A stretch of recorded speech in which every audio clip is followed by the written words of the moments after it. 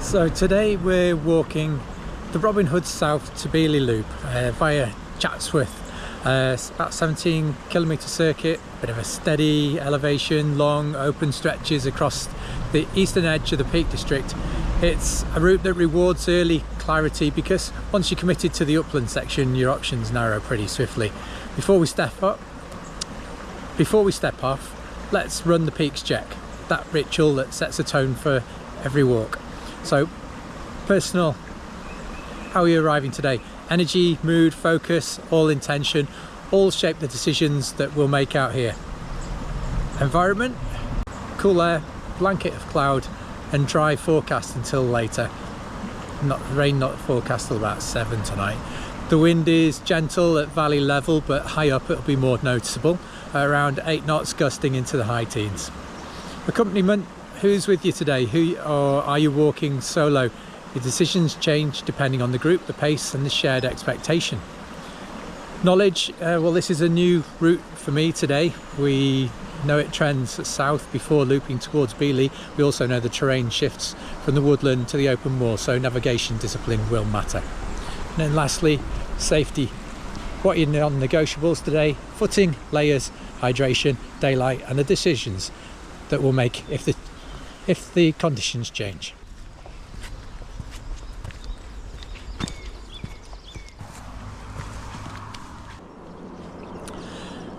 Well, the first kilometres just ease us in. Woodland track and gentle gradients, and this is where people often let easy early comfort lull them into rushing. But the smart choice is to settle your breathing, find your rhythm and let the day come to you. As the path begins to open out and we move away from the busyness of the background road noise, here we notice the landscape starts to stretch. This is our first quiet decision point.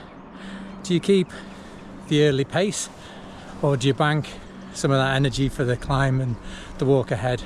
There's no right answer, only one that fits your purpose.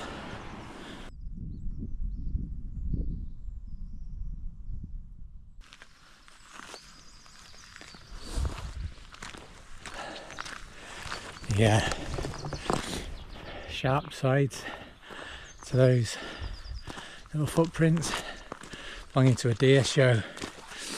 It's been fairly recent that they've been up and down here.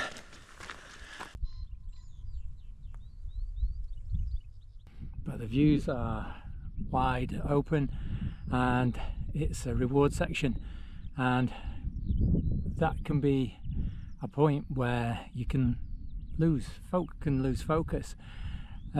In the pre-route plan, I sometimes had a particular feature that I know will be recognisable and give me a water break. Like today, I've used here at Hobhurst's house, which is some old ruin behind me. You can check your pace, you can check your layers, you can check your hydration, and small resets here prevent bigger problems later, like headaches or low mood changes in the group. So it's a good place just to mark and have a point where you know you definitely are going to have a stop.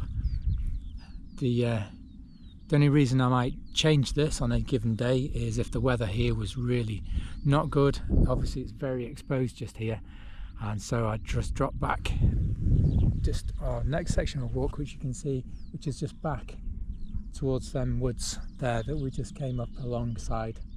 And one of the things that you could do, of course, is, although you might not feel like you need it, but take the opportunity on a day when you have got some decent visibility to get your compass out, read the bearing and off your map, and use it whilst the weather is good, because then the skills keep sharp. It's too easy to leave the compass. You take it along with you for a journey and leave it in your bag.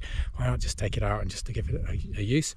Here today I can see that I'm pretty much heading off down that way. I need to give this chart in there, so I just give myself a little mental reference to how many minutes it might take for any given distance as well.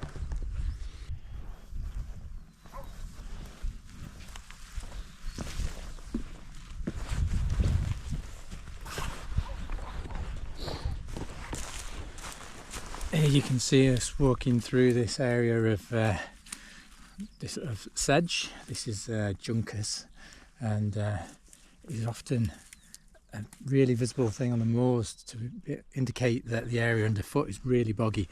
It's quite dense, so if you're needing to step across some areas, actually it's normally one of the places you can stand on them to keep yourself dry, but normally it means that in between each of those little tufts is it's going to be boggy and wet. Okay, I've been using that stone wall as a handrail as we've come down, and then the path has just broken away from the wall here, so I know if I refer to my map I'll be able to see that split just there, and I'll be able to put my thumb on the map and know exactly where I am. Okay, so we've got a good split in the paths here and no discernible features.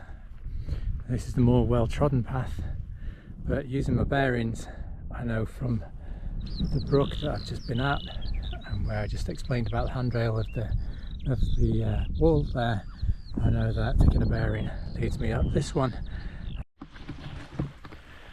A great terrain map feature here, because we've got, if you can see, we've got path, a track and another path and the stream all leading to one location. So this is a lovely feature to locate yourself on the map. As the route curves towards Beeley, the terrain softens again and the descent is steady, but the ground, as you can see, can be a bit uneven. This is where fatigue starts to influence decisions, your stride length changes and your attention narrows just a little bit. This is the moment to widen your awareness again. Look ahead, look down, micro adjust and look around.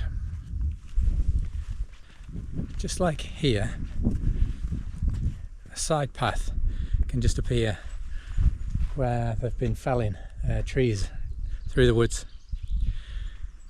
It's pretty inviting. It looks like it might cut a corner and drop you onto the valley faster, or down the valley faster, but you don't know where it leads. You don't know how steep it becomes, and you don't know what ground conditions lie ahead. So here's the question: do you take the shortcut or do you stay with the known line? This is a scenario about discipline, about resisting the pull of convenience, and about choosing the route that you're prepared for. On the side of the stream towards Beeley. Now, if I'd have taken a descending line through those woods, it would have been awkward when it peters out towards this stream somewhere.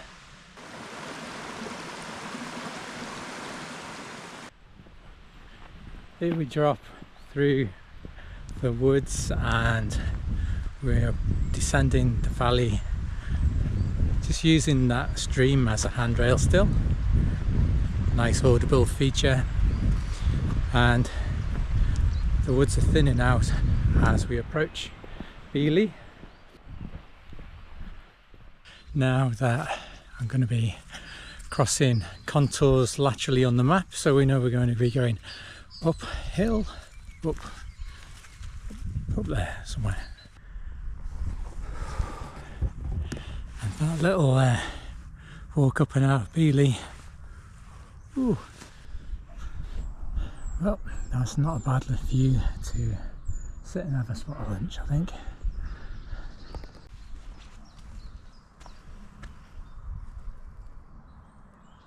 From here you take the long simple line through Stanwood, taking in Chatsworth should you wish. And this is where the day settles. The decisions we made earlier have already shaped how we feel now. So take a moment. Where did you make strong choices? Where did you drift? What photos have you captured with your eyes? Every walk is a rehearsal for the next one. Well, thanks for walking with Peaks Compass. Today's route reminded us that small decisions compound, especially when the landscape opens out. And as always, we considered, what's a smart risk choice?